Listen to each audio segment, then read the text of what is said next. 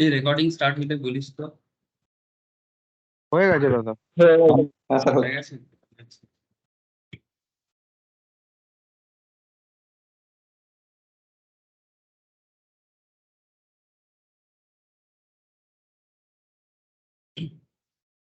Okay sir, good morning again to all of you.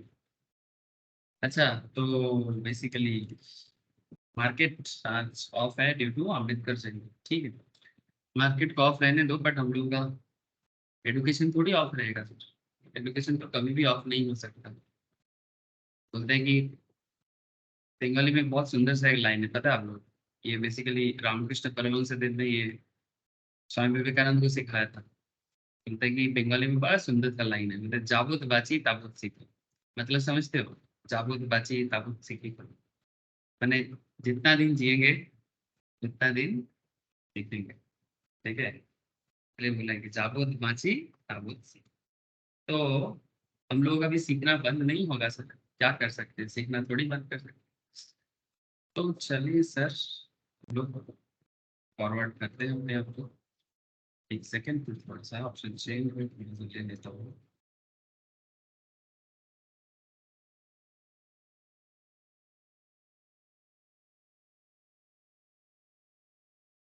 Screen share कर लेता हूँ sir, एक बार कंफर्म करो। নিশ্চয় অনেক ক্লাস মিস করে ফেলেছিস, ল্যাপটপ পুরি স্ক্রিন হ্যাঁ বুঝতে শনিবার পারবি না, কিছু ধরে উঠতে পারবি না, মানে ক্লাস মিস হয়ে যাওয়া মানে বিশাল চাপের ব্যাপার। বুঝতে কারণ পেরেছি কিছু ফাইন্যান্সিয়াল, বল কি বলছিস?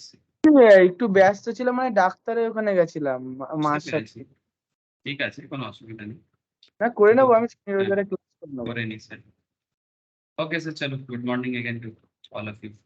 तो बेसिकली मैं क्यों बोलता हूँ सर, अगर किसी का क्लास मिस हो जाता है तो क्यों मैं बोलता हूँ कि बैकअप जरूर देख लेना।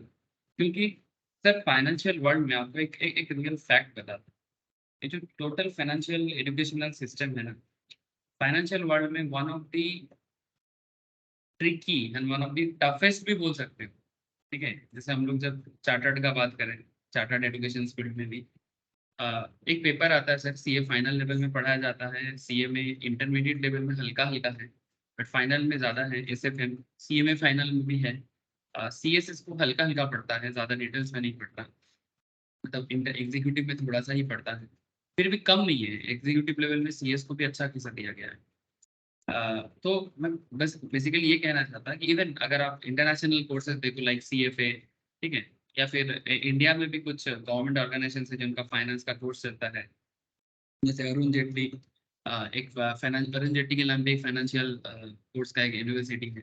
तो एमबीए फाइनेंस जो भी मतलब फाइनेंस रिलेटेड कोई भी कोर्स करो, सबसे ट्रिकी पार्ट माना जाता है डेरिवेटिव्स को, सबसे ट्रिकी। तो यही चीज पढ़ते हैं सर। आप लोग एनआईएसएम दोगे तो आपका इच्छा है, बट सेम पढ़ाई जो चार्टर्ड फाइनल पढ़ते हैं हम लोग जब पढ़ते हैं सर, यही चीज पढ़े हैं, ठीक है। आजकल थोड़ा सा क्या है ना, मार्केट के साथ साथ समझना पड़ता है, ठीक है। तो पॉइंट इज दैट कि आप चाहे सीए फाइनल कर लो, चाहे सीएमए फाइनल कर लो, चाहे एमबीए फाइनेंस कर लो, हाँ सर, चाहे सीएफए कर लो, आपका डेरिवेटिव का नॉलेज अलग कुछ नहीं, ठीक है। इवन सीएफए में अंदर भी, मतलब चार्टर्ड फाइनेंशियल एनालिस्ट वर्ल्ड का one of the most shouted financial degree माना जाता है, ठीक है, स्पेशली इन यूएसए वर्ल्ड, ठीक है। इंडिया में मार्केट में जॉब करने के लिए आपको एनआईएसएम मास्टर, ठीक है। बाकी अगर कोई सीएफए करके आता है थोड़ा एडवांटेज तो ऑब्वियसली उनको हाई लेवल में मिलेगा। Now the big question is that sir, फिर भी मैं बार बार बोल रहा हूँ कि वन ऑफ द ट्रिकीएस्ट पार्ट माना जाता है डेरिवेटिव्स। क्वांटिटेटिव पार्ट होते हैं, किसी किसी को थोड़ा क्वांट्स में दिक्कत होता है, क्वांटिटी मतलब मैथमेटिकल पार्ट भी काफी सारा पढ़ा जाता है ना सर, मतलब स्टैटिस्टिकल मैथमेटिकल एरिया। तो कि जिसका मैथ्स थोड़ा वीक होता है उनको थोड़ा वहाँ पर प्रॉब्लम होता है, बट मेनली जो फाइनेंशियल वर्ल्ड का one of the important topic है that is derivative, very important और वेरी ट्रिकी। तो कोशिश कर रहे हैं सर हम कि ईच एंड एवरी पार्ट को पार्ट बाय पार्ट सीखें, ठीक है। मतलब ऐसा नहीं कि अचानक से जंप कर दें, ऐसा नहीं, ठीक है। तो धीरे धीरे बढ़ रहे हैं। अब मैं आप लोगों को भी वही रिक्वेस्ट कर रहा हूँ कि आप लोग भी धीरे धीरे बढ़िए मेरे साथ साथ, जैसे चल रहे हैं। धीरे धीरे का मतलब ऐसा नहीं कि कछुआ चाल चल रहा है, ठीक है, कछुआ से अच्छा ही स्पीड में है। हाँ, ज्यादा खरगोश चाल ठीक है, लेकिन खरगोश का चाल में दिक्कत क्या है ना, हम लोग इधर उधर टेढ़ा बांका होके ना इधर उधर चले जाएंगे, इसलिए थोड़ा फोकस भी बना के रखिए सर। और बैकअप इसलिए बोल देता हूँ कि अगर बाई चांस मिस वगैरह हो जाए तो कर दीजिए। सेम टॉपिक सर, पढ़ना पड़ता है, सबको पढ़ना पड़ता है। अच्छा देखो, तो लास्ट क्लास हम लोग ऑप्शन सेलर पे पढ़ रहे थे सर। ऑप्शन सेलर, एक ऑप्शन सेलर होने के नाते आपको क्या क्या करना चाहिए, और ऑप्शन सेलर का क्या क्या राइट्स है, क्या क्या उनका प्रॉफिटेबिलिटी सिचुएशंस है, कब लॉस खा सकता है। एक चीज आप लोगों ने कल देख दिया सर ये स्टडी क्लास में, कि एक option seller basically unlimited loss खा सकता है सर, प्रॉफिट लिमिटेड है ना सर, यही पढ़े है ना। अनलिमिटेड लॉस के लिए रेडी रहना पड़ता है एक सेलर को, लेकिन प्रॉफिट लिमिटेड है। और इंटरेस्टिंग फैक्ट है, एक ऑप्शन सेलर होने के नाते आपका सबसे बड़ा जो मतलब क्या बताऊं सर, आपका सबसे बड़ा जो पावर है या फिर प्रोबेबिलिटी है, पॉजिटिव प्रोबेबिलिटी, कि चांसेस इज वेरी हाई, एक सेलर होने के नाते chances is very high in the market कि ये चीज मतलब मार्केट में घटेगा। ठीक है, the 2/3 chances is there, 66 to 67% chances है कि ऑप्शन सेलर का पॉइंट ऑफ व्यू सच होता है। 67 to 68% ऑलमोस्ट ऑप्शन सेलर का पॉइंट ऑफ व्यू सही होता है मार्केट में, चांसेस इज वेरी हाई। तो कहने का मतलब मैं बस इतना चाहता हूँ सर, कि हम लोग नॉर्मली सोचते हैं कि मार्केट बढ़ेगा, इसी में हम लोग सोचते हैं ना कि मार्केट का ग्रो होगा, मार्केट का ग्रो होगा, जो एक बायर भी सोचते हैं। एक बायर ऑलवेज ऐसा ही सोचता है कि मार्केट ग्रो करेगा, मार्केट ग्रो करेगा। जैसे ये लाइव मार्केट अभी तो लाइव आज है नहीं, बट फिर भी कल मार्केट मोटा मोटी ऐसे सिचुएशंस में निफ्टी खत्म हुआ है 17,828 में। पॉइंट इज दैट सर, एक ऑप्शन बायर जो होता है ना, उनका एक ही सोच होता है कि मार्केट में ग्रोथ होगा। बट सर एक चीज आपको बताओ, मार्केट में कमाने का एक बहुत इंटरेस्टिंग कॉन्सेप्ट ये भी है कि मार्केट में कुछ नहीं होगा, ये भी मार्केट में इनकम जनरेट करता है। मतलब आपको बस इतना सोचना है कि कुछ होने वाला नहीं है। वैसे लोगों को क्या लगता है कि कुछ होगा तो मैं कमाऊंगा, कुछ होगा मतलब, पॉइंट टू बी नोटेड, बहुत सिंपल सा बात करने जा रहा हूँ आपसे, सिंपल है, बहुत सिंपल है। या तो मार्केट में कुछ होगा नहीं, या तो मार्केट नीचे जाएगा, मतलब बियरिश ट्रेंड में जाएगा। ये सोच भी बहुत गजब सोच होता है, ये सोच में भी कोई खराबी नहीं है। नॉर्मली जो ट्रेडिशनल वे ऑफ थिंकिंग होता है ना, उसमें नॉर्मली यही समझा जाता है कि आपको अपॉर्चुनिटी सिर्फ तभी मिलता है, ट्रेडिशनल वे ऑफ थिंकिंग यही समझाते हैं ज्यादातर, क्या ना, एक माइंड सेटअप हो गया है कि मार्केट अभी मौका नहीं दे रहा, मतलब मार्केट अभी अच्छा नहीं है, तो लोग ज्यादातर केस पे सजेशन नहीं देते। ठीक है, तो मैं आपको बस इतना कहना चाहता हूँ कि जब आपको ये जो लॉन्ग कॉल का बात होता है ना, long call in the sense, मतलब बाई करो mean my market is weak, है ना, जब मार्केट वीक है तब बाई करो। ठीक है, और सेल करो जब मार्केट स्ट्रेंथ में होते हैं, जब मार्केट स्ट्रेंथ में होते हैं, है ना। ये टेक्निकल एनालिसिस का एक बहुत ही पॉपुलर कॉन्सेप्ट है कि बाई स्ट्रेंथ, सॉरी मैं गलत बोल दिया, buy strength and sell weakness, मैं थोड़ा उल्टा लिख दिया सर। मतलब जहां पर आपको स्ट्रेंथ नजर आ रहा है, आप यहाँ पर बाई कर लो। गलत बोल दिया था ना सर, गलत लिख दिया था। ठीक है, मतलब स्ट्रेंथ नजर जब यहाँ पर आता है तब बाई करो, और जब आपको लगता है कि नहीं मार्केट गिरेगा, तब आप सेल करो। ठीक है, तो ये एक ट्रेडिशनल टेक्निक है, ये टेक्निक से ज्यादातर लोग ही काम करते हैं। लेकिन आजकल एक न्यू कॉन्सेप्ट में काफी समय चल रहा है, और ऑप्शन मार्केट स्पेशली, जितना ऑप्शन मार्केट डेवलप हो रहा है उतना ज्यादा इस फील्ड में डेवलपमेंट आ रहा है, दैट इज मार्केट फ्लैट रहेगा, ये भी अपॉर्चुनिटी है। यस ना, ऑप्शन मार्केट में यही तो बात है सर। एक ऑप्शन सेलर का क्या सोच क्या होता है, एक कॉल ऑप्शन सेलर का यही तो सबसे बड़ा पावर है। आप जब ऑप्शन सेलर बनते हो, आप बेसिकली यही सोच रहे हो कि मार्केट में कुछ नहीं होगा, मार्केट फ्लैट रहेगा, या फिर मार्केट नीचे जाएगा, नीचे, ठीक है, मतलब डाउन जाएगा।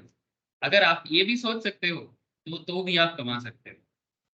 बोलो सर, ये बात कल के क्लास से हम लोगों ने देखा था कि नहीं देखा था। হ্যালো, कॉल, আরে পুট অপশনে সেলে মানে বায়ারেরও তো সেমই পার্সপেক্টিভ থাকে না যে yes market yes down yes yes एकदम হবে। सच। आज बोलो।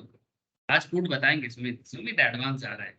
ठीक है, सुमित बहुत एडवांस जा না रहा है অ্যাডভান্স না, आजकल অ্যাডভান্স না দাদা, মানে বললে বলে আমি বলি।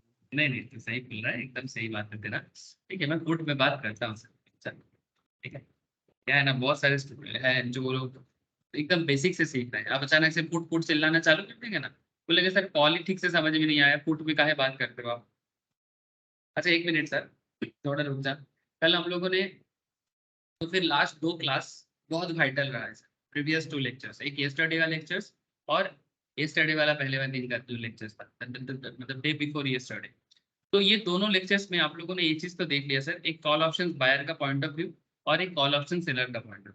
ठीक है, मतलब अगर मैं हमारा ट्रेडिशनल जो एग्जाम्पल लिया था, रोड बन रहा था कोलकाता बेनारस एक्सप्रेसवे, और कोलकाता बेनारस एक्सप्रेसवे बनने के कारण अजय और भेनु के बीच में जो डील हो रहा था, अजय था call option buyer and Venu था कॉल ऑप्शन सेलर।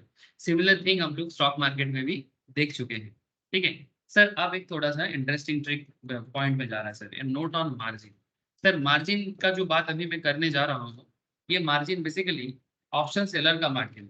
चलो मैं थोड़ा सा आपको जीरोधा मार्जिन कैलकुलेटर में लेके जाता हूँ, देखते हैं सर क्या कुछ देखने को मिलता है कि नहीं मिलता।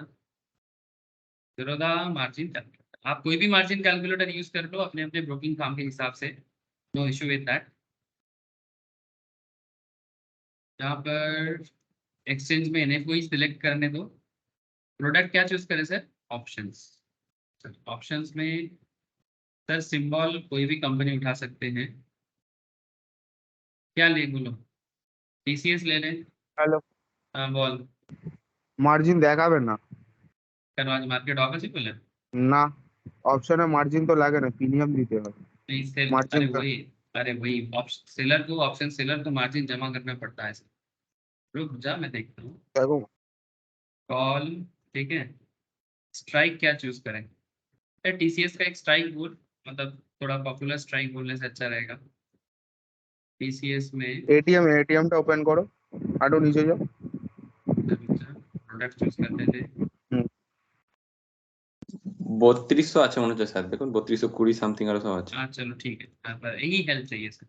3220, ठीक है 3220 कॉल ऑप्शन है, देखता हूँ सर क्या दिखाता है हमें, मैं इसको ऐड करूंगा, ঠিক আছে বাই করা আছে সেটা সেল করুন। सेल कर लेते हैं सर, ठीक है तो ऐड करता हूँ।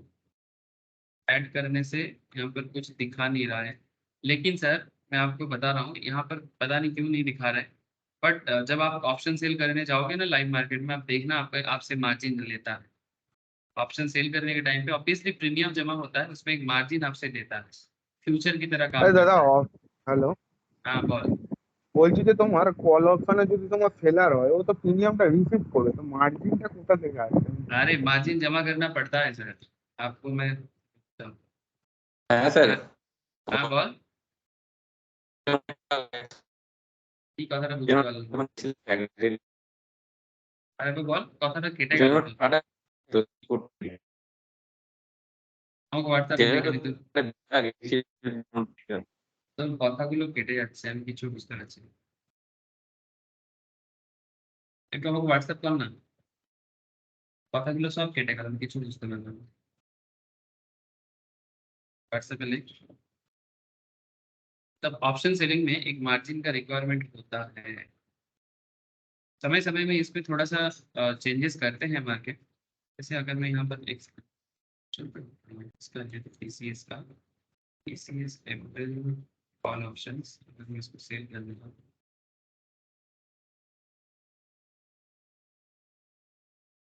पता नहीं आज सही दिखाएगा कि नहीं दिखाएगा। अच्छा इसका टोटल वैल्यू कितना हो रहा है देखो तो, 175, कॉन्ट्रैक्ट वैल्यू कितना हो रहा है, অ্যামাউন্টটা 476, বলো কত করেছে 175 है, 175 লট हाँ, और 476 টাকা प्रीमियम बता रहे हैं, 83,300 টাকা लेकिन मार्जिन देख कितना दिखा रहा है, 1,98,984 টাকা 51 পয়সা अच्छा इसका टोटल कितना हो रहा है, 83,000, 175 इंटू 476, হ্যাঁ 83,300 টাকা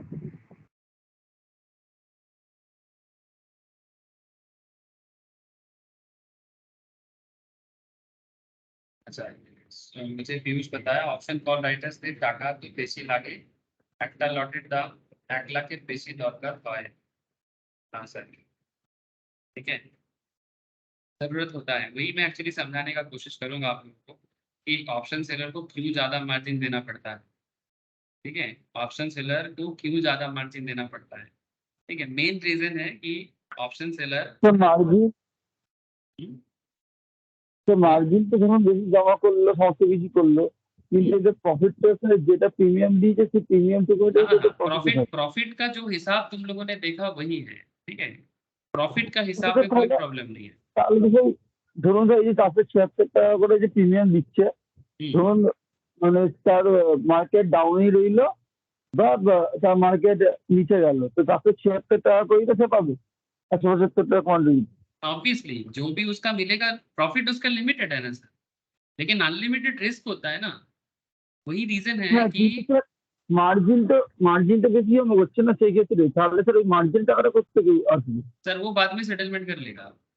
अब वही मैं बताने जा रहा हूँ, चलो आप ध्यान से देखो सर कि क्यों ऑप्शन सेलर होने के नाते आपको क्यों मार्जिन जमा करना पड़ता है, और इसमें मार्जिन वैल्यू हाई होते हैं। आज मुझे मार्जिन कैलकुलेटर में दिखाया नहीं, पता नहीं क्यों नहीं दिखाया, मैं आपको दूसरा स्क्रीनशॉट से दिखा देता हूँ कि, या फिर दूसरा सब नान क्यों दिखाया।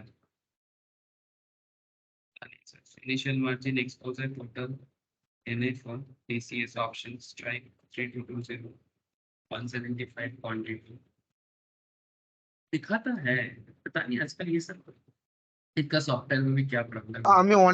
আমি অনেকবার দেখেছি দাদা, দেখায় না, ওই জন্যই আমি বললাম যে দেখাবে नहीं না। नहीं नहीं, मार्जिन जमा करना पड़ेगा। तुम लोग कभी लाइव मार्केट में ट्राई करना, ठीक है, वर्चुअल लेवल में भी ट्राई करके देख सकते हो, ठीक है। ये मैं आप लोगों को एक चीज दिखाता हूँ। आप लोग सेंसिबल के बारे में नाम सुने होंगे। हाँ sir.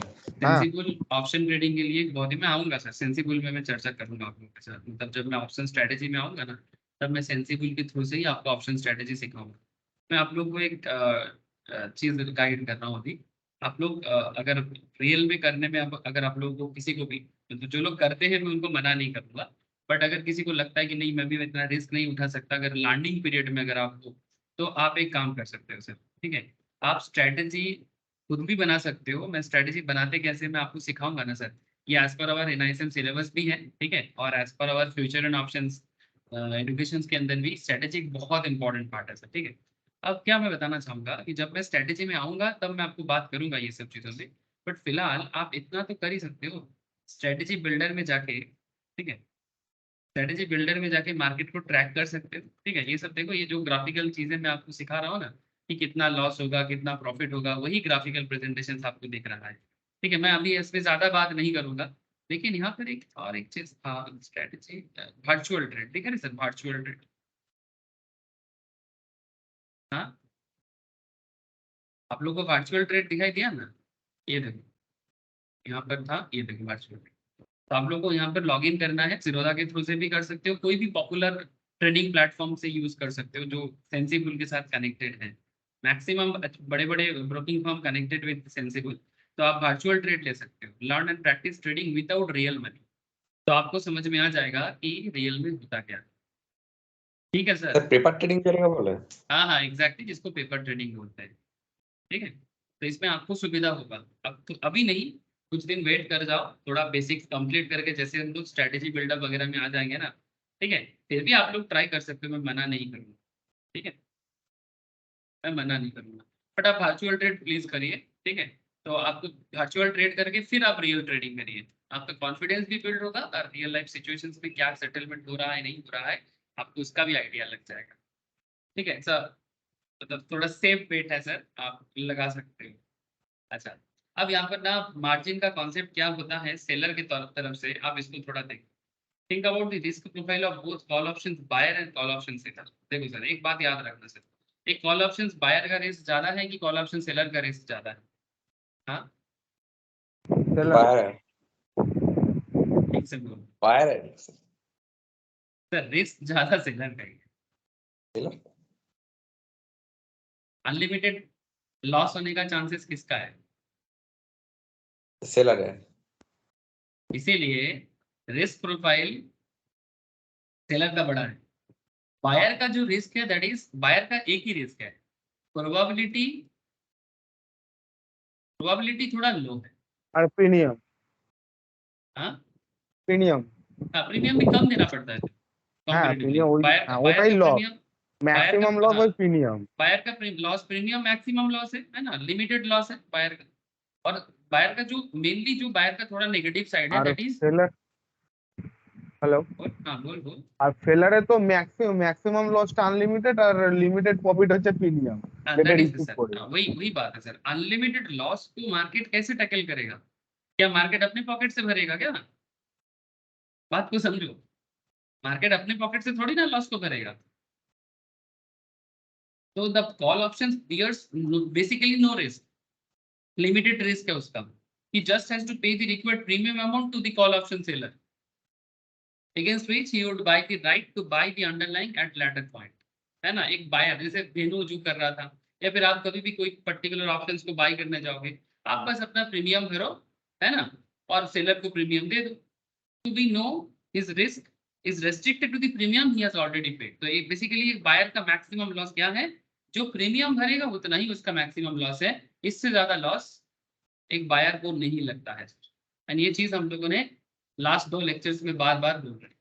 However, when you think about the risk profile of a call option seller, we know that he bears an unlimited risk, point to be noted. And कल के क्लास में भी हम लोगों ने देखा ये चीज कैलकुलेट करके कैसे वो अनलिमिटेड रिस्क के सामने एक्सपोज हो जाते हैं, है ना।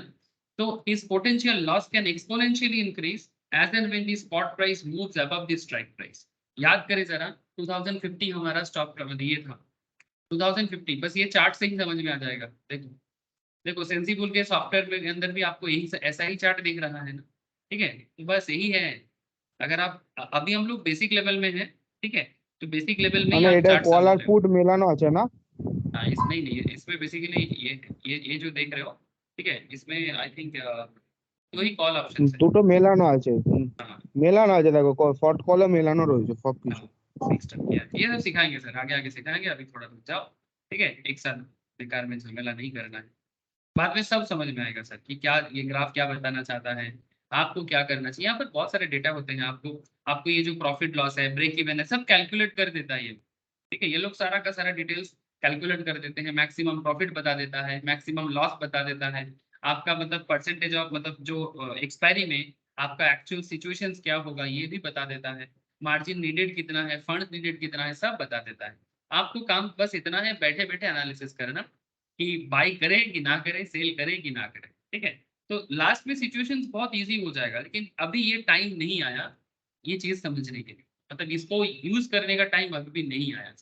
जब आएगा आप लोगों को मैं खुद बताऊंगा कि अब ट्राई करो, अब देखना आप लोग बन जाओगे।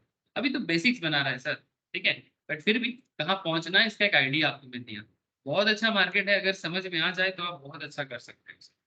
लेकिन फिलहाल आप इतना समझो कि हम लोगों ने जो स्ट्राइक चूज किया था दैट इज 2050। याद करें सर बजाज ऑटो का जो एग्जांपल्स हम लोग लिया था क्लास में, तो बजाज ऑटो में हम लोग 2050 स्ट्राइक चूज करके कॉल ऑप्शंस को सेल किए थे, राइट किए थे, ठीक है। तो कॉल ऑप्शन सेलर ये सोचता है, कॉल ऑप्शन सेलर ये सोचता है कि या तो मार्केट 2050 में ही फ्लैट रह जाएगा, या फिर मार्केट नीचे जाएगा 2050 से नीचे, 2000 जितना नीचे हो सकता है। अगर नीचे जाता है तो उसका प्रॉफिट है, लेकिन प्रॉफिट कितना, वही जो प्रीमियम उसने कलेक्ट किया है। अगर फ्लैट भी रह जाता है तो भी ठीक है। लेकिन जस्ट आप एक चीज देखो, जैसे ही मार्केट कॉल ऑप्शन सेलर के एक ऑप्शन सेलर का कॉल ऑप्शन सेलर का ऑपोजिट पॉइंट ऑफ व्यू में जाता है, मतलब 2050 से 2056, ये तो ब्रेक डाउन पॉइंट है, ये तो ब्रेक डाउन पॉइंट है। इसके बाद ये और टूटेगा 2063, 2069, 2075, 82, 88, 94।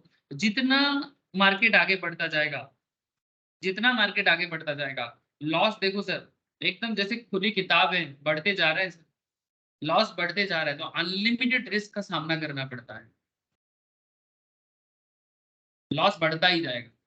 बिकॉज आप सेलर थे सर, और सेलर होने के नाते आपका एक ही मकसद था, या तो मार्केट जिस पॉइंट में मैंने खरीदा है स्ट्राइक उसी पॉइंट में स्पॉट मार्केट रह जाए, या फिर उससे नीचे चले जाए। अगर इन दोनों में से कुछ भी उल्टा होता है, ठीक है, मैक्सिमम जो प्रीमियम आपने भरा, जैसे 6.35 प्रीमियम भरा, अगर 2056 तक भी मार्केट जाता है ब्रेक डाउन पॉइंट तक, फिर भी आप बच सकते हो। लेकिन उसके बाहर जैसे ही मार्केट चला जाएगा, ठीक है, जिसको हम लोग बोलते हैं ऑपोजिट डायरेक्शन, बेसिकली आपका रिस्क एक्सपोजर पूरा एकदम ओपन हो जाएगा। अब यही बात यहाँ पर कहना चाहता है कि अगर मार्केट इस तरह से धीरे धीरे आपके बाहर जा रहा है, एक कॉल ऑप्शन सेलर के हाथ से बाहर जाएगा, तो क्या होगा सर, ठीक है। तो थिंक अबाउट स्टॉक एक्सचेंज, ठीक है, having said this think about the stock exchange मतलब NSE. How can they manage the risk exposure of an option seller in the backdrop of an unlimited loss potential. Unlimited loss का potentiality है sir, unlimited loss का। What if the loss become so huge that the option seller decide to default? इतना loss है कि option seller default करने के बारे में सोच रहा है। कहाँ से लाएगा पैसा? डिफॉल्ट डिफॉल्ट मतलब बेसिकली पे नहीं कर पाएगा। तो एक्सचेंज इतना रिस्क नहीं लेगा, अपने पॉकेट से थोड़ी भरेगा सर। हाँ, सेलर का लॉस थोड़ी ना एक्सचेंज भरेगा। तो clearly the stock exchange can not afford to permit derivative participants to carry such a huge default risk. Hence, it is mandatory for the option seller to park some money as margins, and the margin charged for an option seller is similar to the margin requirement for a future contract. ठीक, जैसे future contract में चाहिए होता है ना, future contract में जैसे होता है एग्जैक्टली वैसा ही मार्जिन आपको जमा करना पड़ता है ऑप्शन सेलिंग के टाइम। ठीक है, ये बजाज ऑटो के केस में भी आप देख सकते हो। ये थोड़ा ओल्ड डेटा है, बट आप कॉन्सेप्ट को समझ सकते हो, या फिर आप वर्चुअल में ट्रेड लेके भी देख सकते हो कि कितना डेट आपको मार्जिन जमा करना पड़ रहा है। ठीक है, जस्ट लाइक जैसे फ्यूचर में होता है वैसा ही ऑप्शंस में भी देखने को मिलता है। ठीक है, तो बेसिकली यहाँ पर अगर 2050 का जो डेटा से लिया गया था सर, आप चेक करो यहाँ से, स्ट्राइक 2050 था, ऑप्शंस था, सेल था। ठीक है, आप देख सकते हो यहाँ पर भी जस्ट लाइक है, मतलब almost like a future contract आपको मार्जिन जमा करना पड़ता है सेल, जब एक ऑप्शन सेल होता है। ठीक है, मतलब जब एक ऑप्शन सेलर कॉन्ट्रैक्ट में आते हैं। तो कॉन्सेप्ट इज वेरी सिंपल, ये बहुत सिंपल है। आप लाइव मार्केट में इसको इजीली ट्रैक कर सकते हो। जब भी मार्केट लाइव रहेगा आप इसको इजीली ट्रैक कर सकते हो। तो as you can see the margin requirement are somewhat similar in both the cases, options writing and trading future. Future market जिन लोगों ने कवर कर चुके हो उनको पता है, वहां पर मार्जिन रिक्वायरमेंट के बारे में काफी डिस्कशन हुआ। Of course there is a small difference, धीरे धीरे मैं आपको बात करूंगा कि क्या हल्का सा डिफरेंसेस है। ठीक है, प्रीमियम का चर्चा होगा ना सर, प्रीमियम का चर्चा बाकी है अभी भी, तो वहां पर मैं आपको और डिटेल्स में बात करूंगा। बट फिलहाल बस इतना कहना चाहता हूँ कि ऑप्शन सेलर को ये जो रिस्क का सामना करना पड़ता है, इस रिस्क को टैकल करने के लिए एक्सचेंज उसको मार्जिन मांगता है, एक्सचेंज उनसे मार्जिन मिलता है। अब ये पूरा चीज को एक साथ पुट करते हैं। I hope the last 4 chapter given you all the clarity. ये जो लास्ट 4 चैप्टर बेसिक्स, फिर ऑप्शंस बाई का बेसिक्स, ऑप्शन सेल का बेसिक्स, एक क्लैरिटी दिया होगा आपको with respect to call options buying as well as sell. Unlike the topics in finance, options are little heavy duty, no doubt sir. Finance का कोई भी topic उठा लो, मैं स्टार्टिंग में ही बात शायद कर रहा था आपसे कि ऑप्शन थोड़ा हेवी ड्यूटी है, बहुत सारा अलग अलग टेक्निक यहाँ पर आपको जानना पड़ता है। ठीक है, थोड़ा सा इधर उधर हो जाए तो कंफ्यूजन क्रिएट हो सकता है, इसीलिए थोड़ा मैं कॉन्शियसली समझने के लिए बोलता हूँ। Hence I guess it makes sense to consolidate our learning। जो भी हम लोग लास्ट 3-4 क्लास में सीखे हैं इसको थोड़ा कंसोलिडेट करते हैं, मतलब थोड़ा एक समरी पॉइंट निकालते हैं। क्या समरी निकल के आता है, ध्यान से देखना सर। अगर आप एक ऑप्शंस बायर बनते हो, तो अगर आप एक ऑप्शंस बायर बनते हो तो बेसिकली आपका क्या माइंड सेटअप होता है? देखो सर, एक options buyer, call options buyer का mind setup, you buy a call option only when you are bullish. यही तो जानना पड़ता है सर, यही अल्टीमेट काम है sir. Day to day life में जब भी आप ट्रेडर बनते हो आपका यही अल्टीमेट टारगेट होते हैं कि एक ऑप्शंस बायर को करना क्या होता है। if you are a buy, if you want to buy a call options only when you are bullish about the underlying assets। अगर आपको लगता है कि टीसीएस या रिलायंस या आईटीसी जो भी आपका पर्टिकुलर स्टॉक हो, ठीक है, वॉटेवर, ऑयल कंपनीज हो, ऑटोमोबाइल्स हो, जो भी, हम लोग क्लास में आजकल टीसीएस रिलायंस पे कुछ चर्चा किए बोल के मैं इसका नाम ले लिया, बट कोई भी stock, there are 5 to 7,000 stock जो ऑप्शन ट्रेडिंग में आपको मौका देता है। As well as there is index है ना, निफ्टी है, Nifty 50 is there, bank Nifty is there. तो मेरा सिंपल बात है सर, अगर आपको लगता है आपका अंडरलाइन, ठीक है, अगर आप निफ्टी 50 में ही ट्रेड लेते हो, तो अगर आपको लगता है निफ्टी 50 ग्रो करेगा तो सिंपल बात है कॉल ऑप्शंस बायर करो।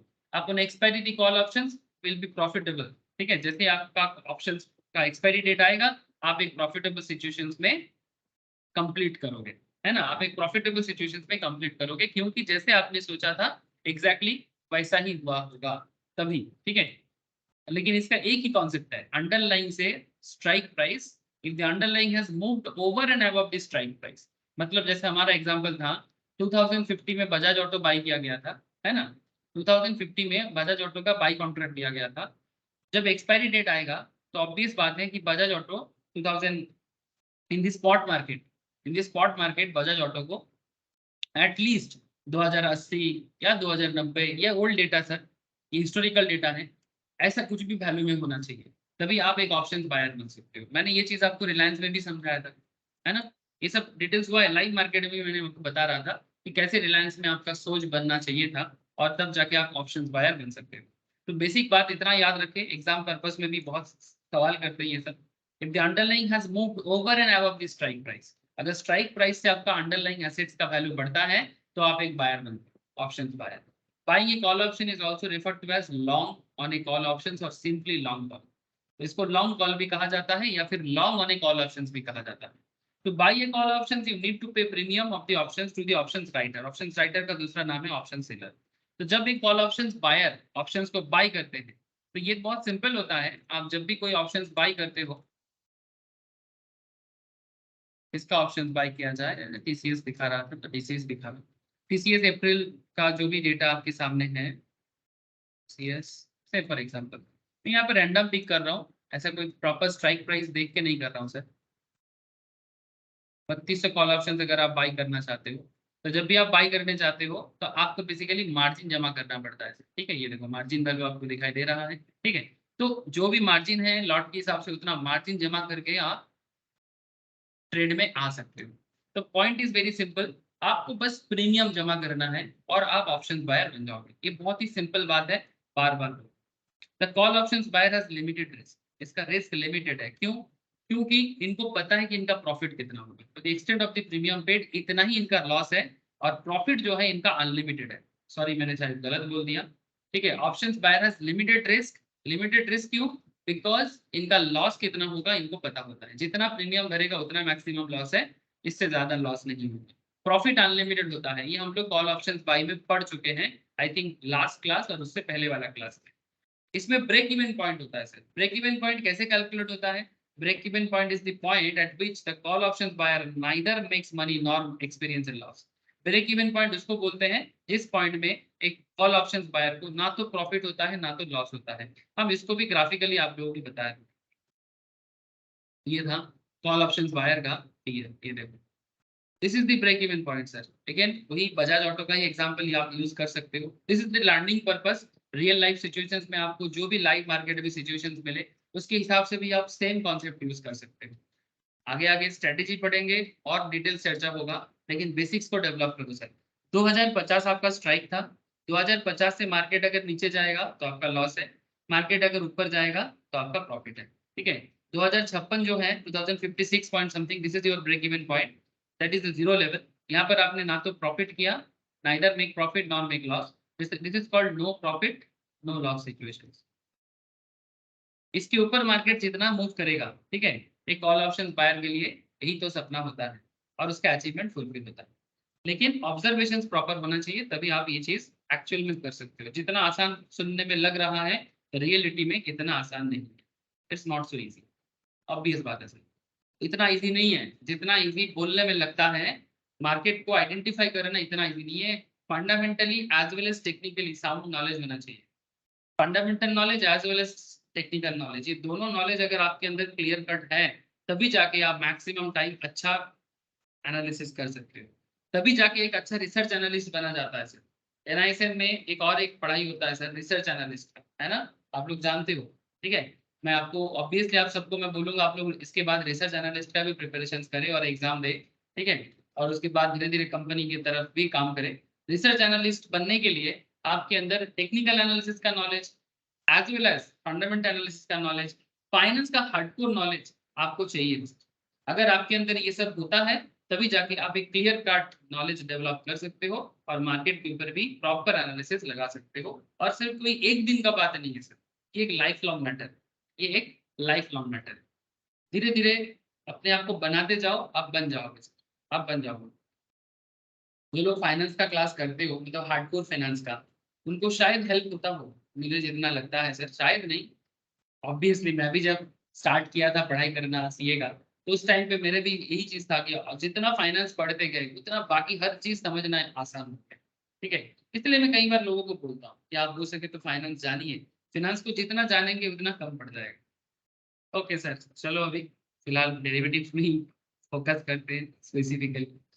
अच्छा, तो क्या मतलब निकल के आ रहा है सर? जैसे अगर आप इन्वेस्टमेंट एडवाइजरी का कोर्स करोगे ना, मैं बोलते बोलते बोल रहा हूँ, एनआईएसएम में एक कोर्स होता है इन्वेस्टमेंट एडवाइजर। इन्वेस्टमेंट एडवाइजर का पहला चैप्टर है टाइम वैल्यू ऑफ मनी, पता है आप लोगों को? हाँ सर, जैसे हाँ। एनआईएसएम में, ठीक है जी सुमित कौन? टीटीबीएम টিবিএম নেই, ইনভেস্টমেন্ট অ্যাডভাইজারি का जो না আমি पढ़ाई होता দেখিনি, है। তুমি বলে টাইম ভ্যালু মানি, আমি তো ওই জন্য বললাম জানি, টাইম টিভিএম ये জানি। देखो सर, इन्वेस्टमेंट एडवाइजरी लेवल 1, ठीक है, ये देखो इन्वेस्टमेंट एडवाइजरी लेवल 1 का, ये भी एनआईएसएम का ही सेम एक एग्जाम होते हैं सर। ये थोड़ा सा लेवल अप एग्जाम है, इनमें सब्जेक्टिव ऑब्जेक्टिव दोनों होते हैं। अगर आप इसका सिलेबस चेक करोगे ना इन्वेस्टमेंट एडवाइजरी का, इसका पहला चैप्टर ही आपको मिलेगा, ठीक है, इसके अंदर सब पढ़ना पड़ेगा, म्यूचुअल फंड भी है, ठीक है, इसके अंदर आपका फ्यूचर एंड ऑप्शंस भी है, एवरीथिंग, हर चीज है। ये देखो रिसर्च एनालिस्ट भी है, रिटायरमेंट एडवाइजर, सब कुछ इसके अंदर आ जाता है। तो चलो सर अभी बात करना नहीं चाहिए क्योंकि हम लोग एक दूसरा चीज बोल रहे हैं, क्या है ना सर, कई बार बोलते बोलते थोड़ा बोल देते हैं। अच्छा आगे देखो सर, तो कॉल ऑप्शन बायर का क्या कॉन्सेप्ट आ गया sir, limited risk and unlimited profit, ठीक है, और अनलिमिटेड प्रॉफिट ही एक उनका सबसे बड़ा खेल है। ब्रेक इवन पॉइंट आपको समझ में आ गया। टीएल क्या है, टीएल इनका कैसे कैलकुलेट होता है, spot price minus strike price minus premium paid, मतलब intrinsic value minus premium paid. Break even point strike price plus premium paid, ये सब बोल चुके हैं, कैलकुलेशन दिखा चुके हैं। अच्छा अब बात करते हैं with respect to option selling, ठीक है। अब ऑप्शन सेलिंग क्या, ऑप्शन सेलिंग का क्या समरी निकलता है, ऑप्शन सेलर का क्या समरी होगा, you sell a call options also called options writing only when you believe that upon expiry the underlying asset will not increase beyond the strike price। आपका believe point यही होना चाहिए कि जब market expire करेगा, जब market expiry में आएगा तो मार्केट जहां है वहीं रहेगा या फिर और नीचे जाएगा। मतलब अगर 2050 आपका स्ट्राइक प्राइस था, या फिर अगर आप निफ्टी 50 में सोच रहे हो, ठीक है, अगर आज के डेट में कोई निफ्टी 50 में सोच रहा है, तो अगर किसी ने निफ्टी 50 में ट्रेड लिया है तो उनका एक ही कॉन्सेप्ट काम करेगा, या तो निफ्टी 50 इसी रेंज में रहेगा, 17 8 to 8 में रहेगा। अगर मानो कि कोई ऐसा स्ट्राइक चूज कर रहा है, एग्जाम्पल ले रहा हूँ, अभी कोई पर्टिकुलर डिसीजन नहीं दे रहा हूँ, ठीक है, स्ट्राइक क्या चूज करना है, क्यों चूज करना है, ये इसके बारे में स्ट्रेटेजी में बात करेंगे। So please currently basics develop करिए। स्ट्रेटेजी सिखाने के टाइम पे मैं आपको सारा पॉइंट डिस्कस करूंगा कि सर कब कौन सा स्ट्राइक बेहतर होगा आप बताइए, सर वो बात अभी नहीं है, ठीक है। तो स्ट्राइक जब चूज किया जाएगा तो ये निफ्टी है, ये निफ्टी 50 है। तो अगर आपका सोच ऐसा है कि निफ्टी 50 अगला 1 वीक में, अपकमिंग 1 वीक में, या अप टू एक्सपायरी में, 1 मंथ एक्सपायरी में, या फिर 2 वीक्स एक्सपायरी में, जो भी आपका एक्सपायरी डेट का टाइम पीरियड है उसके अंदर जब आप ट्रेड ले रहे हो, तो आपके मन में क्लियर कट आइडेंटिटी मतलब आइडेंटिफिकेशन होना चाहिए कि या तो निफ्टी 50 एक्सपायरी तक सेम रेंज में घूमेगा, ठीक है, साइडवेज में रहेगा, ठीक है, या फिर थोड़ा नीचे ही आएगा। अगर आपको ऐसा लगता है तो ही आपको ऑप्शन सेलर बनना चाहिए। अगर आपको नहीं लगता है तो फिर मत करिए। सर हमें कुछ नहीं लगता तो चुपचाप बैठे रहिए, कुछ ना करें, ठीक है। सर कुछ तो करना चाहिए। या तो मार्केट, देखो सर मार्केट में तीन ही चीज हो सकता है, या तो मार्केट फ्लैट रहेगा, या तो मार्केट डाउन जाएगा, या तो मार्केट अप। तो मार्केट ऑलवेज प्रोवाइड अपॉर्चुनिटी, ये बात तो मानोगे ना सर। या तो मार्केट फ्लैट रहेगा, या तो मार्केट डाउन जाएगा, या तो मार्केट अप जाएगा, तीनों में से कुछ तो एक लो, कुछ तो एक लो। अब इस पे डिपेंड करता है कि आप अपना मार्केट एनालिसिस को किस तरह से निकाल पा रहे हैं, इस पे सारा खेल डिपेंड करता है। आगे देखें सर, तो ये रिवाइज चल रहा है, बेसिकली समरी है, लास्ट 2-3 क्लास का समरी है। तो you sell a call options when you believe that upon the expiry the underlying asset will not increase beyond the strike price। selling a call option is also called shorting a call option। Call option sell करने का मतलब होता है call को short करना, या फिर हम सिंपल ऐसा बोल सकते हैं शॉर्ट कॉल। माने ही बहुत सिंपल है, क्योंकि आप पहले सेलर बनते हो बाद में बायर बनते हो, है ना। आप पहले सेलर बनते हो बिकॉज यू आर, आपको बहुत श्योरिटी है कि मार्केट गिरेगा, आपको बहुत श्योरिटी है मार्केट गिरेगा। ठीक जैसे अदानी के केस में रिसेंट पास्ट में बड़ा कंपनियां, हिंडनबर्ग पता है ना आपको, रिसेंट पास्ट में अदानी में हिंडनबर्ग ने किस तरह से किया था शॉर्ट सेलिंग, चौथा बहुत है, इसको ऑब्जर्व किया था। कहाँ चला गया सर, कौन से पॉइंट में किया था, चौथा आवाज আসছে। डे चार्ट देखুন না ऐसे तो ये 30 मिनट्स हो गया है, इसलिए समझ में नहीं आया। ये देखिए ये चीज मैं आई थिंक प्रीवियस फ्यूचर के क्लास में भी समझाया आपको, ठीक है, किस तरह से हिंडनबर्ग दुनिया का सिर्फ शॉर्ट सेलिंग करके कमाते हैं, पता है आपको। हिंडनबर्ग का काम ही है शॉर्ट सेल करना, मतलब ये जो रिसर्च ऑर्गेनाइजेशन है यूएस का, लोग कैसे इसका मेन फोकस एरिया है शॉर्टिंग करना। Look at Hindenburg research limited liability company, ठीक है। लिमिटेड लायबिलिटी मतलब सर वो कंपनी एक्ट है, या हमारे यहाँ पर बोलते हैं LLP या मतलब लिमिटेड कंपनी बोलते हैं, ठीक है। अमेरिका में LLC बोलते हैं। It's an investment research firm with a focus on activist short selling, founded by Nathan Anderson 2017 and based in New York City. मतलब ये रिसर्च फर्म का काम ही है शॉर्ट सेल करें, मतलब ये सिर्फ शॉर्ट सेलिंग के लिए ही अपने आप को बनाया है, मतलब मार्केट के ग्रोथ में नहीं, मार्केट में डाउन में पैसा कमाना। हाँ सर, कितना मजेदार कॉन्सेप्ट है, सोचो। ठीक है, ये देखो सर कितने सारे लोगों के पीछे लगा है, अदानी ग्रुप, निकोला, ठीक है, global health, block INC, Kandi, मतलब इनके बारे में अलग अलग बातें एनालिज किया है, कॉर्पोरेट फ्रॉड के बारे में बात किया है, कभी सही हुआ है कभी नहीं हुआ है, ठीक है। लेकिन जो भी इनका मेन टारगेट रहता है, इनका मेन टारगेट है कि दूसरे के बुराई पे पैसा कमाना, ठीक है। बोलना नहीं चाहिए, बट बुराई पे हो या बुराई ना हो, बट मेनली फोकस इनका बहुत ही गजब है सर। हम लोग सिर्फ मार्केट का आगे बढ़ने के बारे में सोचते हैं, बट इनका मानना है कि नहीं, इनका भी ग्रोथ नहीं है, इनका भी फ्लैट रहेगा, ये थोड़ा नीचे चला जाएगा, अभी कोई बिजनेस में फोकस नहीं है, ठीक है। तो ये बेसिकली ऐसा सोचता है, ये सोचना कोई मामूली बात नहीं है सर। हाँ, ये सोचना कोई मामूली बात नहीं है। तो एक ऑप्शन सेलर का सोच एग्जैक्टली हिंडनबर्ग की तरह होना चाहिए। অনেক ডিপ রিসার্চ করে এরা, ये सर्च करे बिल्ली, অনেক থরো ডিপ রিসার্চ করে এরা। ये सर डीप रिसर्च करता है, बिजनेस के बारे में एकदम डीप रिसर्च करता है। मतलब बेसिकली ये जो इनका जो रिसर्च होता है, ये सिर्फ फ्यूचर एंड ऑप्शंस या डेरिवेटिव, नॉर्मल इक्विटी डेरिवेटिव में सीमित नहीं है, बेसिकली फंडामेंटल रिसर्च होता है। मतलब कंपनी का पूरा financial report as well as physical report, ठीक है, financial report, physical report, board report, auditor report and real life existence in each and every area, हर चीज को देखता है, हर चीज को देखता है। आप चाहो तो हिंडनबर्ग कैसे काम करते हैं उनके बारे में अगर आपको जानना है, आप इनके साइट पे जाओ, जाके थोड़ा सा गो थ्रू कर सकते हो, ठीक है। ठीक है, ये देखो रिसेंटली अदानी को लेके बहुत दुनिया भर में चला है, ठीक है। तो चलो ठीक है सर, ये सब थोड़ा एक्स्ट्रा बोल देता हूँ कभी कभी, बट ट्राई टू अंडरस्टैंड, क्योंकि हम लोग शॉर्ट कॉल में बात किया ना, तो मुझे हिंडनबर्ग याद आ गया, ठीक है। तो इसीलिए मैं आपको थोड़ा बता दिया। तो selling a call option is also called shorting a call options or simply short call. So when you sell a call options, you receive the premium. अब फिर से आ जाओ सर ऑप्शंस मार्केट में। जब आप प्रीमियम रिसीव करते हो, तो बेसिकली आप, जैसे हमारा भेनू था, भेनू कौन था, भेनू प्रीमियम रिसीव किया था जैसे 1 lakh, profit of an option seller is restricted to the premium he receives, however his loss is potentially unlimited. Break even, break down होते हैं सर, याद रखें, ऑप्शन सेलर का ब्रेक इवन नहीं होता, इनका ब्रेक डाउन होता है, ठीक है, उल्टा होता है। Breakdown point is the point at which the call option seller gives up the premium he has made, मतलब जितना प्रीमियम उसने कमाया था वो उसका चला जाता है, ठीक है। Which means he is neither making money nor is losing money, ठीक है। मतलब ब्रेक डाउन पॉइंट जो होगा एक ऑप्शन सेलर के लिए, वो पॉइंट को ब्रेक डाउन बोला जाएगा, जिस पॉइंट में जितना प्रीमियम वो रिसीव करेगा वो प्रीमियम उसका चला जाएगा। एग्जाम्पल के तौर पे अगेन मैं ग्राफ में आ गया, 2050 का स्ट्राइक लेने के टाइम पे ऑप्शन सेल था, and look at sir, option seller ने 6.35 प्रीमियम रिसीव किया, ठीक है। मतलब बजाज ऑटो का ऑप्शन सेलर 6.35 प्रीमियम रिसीव किया।